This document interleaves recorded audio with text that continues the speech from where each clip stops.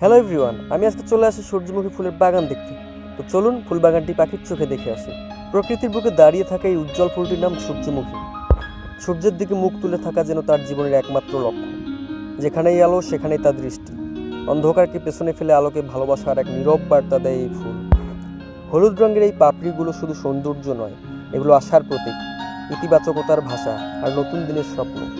প্রতিটি সূর্যমুখী আমাদের শেখায় জীবন যত কঠিন হোক, মাথা উঁচু করে সামনে তাকাতে হয়। সূর্যের মতো আলো খুঁজে নিতে হয় নিজের ভেতরেই। গ্রামের খোলা মাঠে নীল আকাশের নিচে দাঁড়িয়ে থাকা এই সূর্যমুখীরা মনে করিয়ে দেয় সাধারণ জিনিসের মধ্যেই লুকিয়ে থাকে সবচেয়ে গভীর সৌন্দর্য।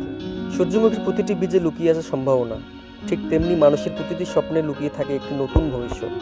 যত্ন পেলে, সময় পেলে সবকিছুই একদিন বিকশিত হয়।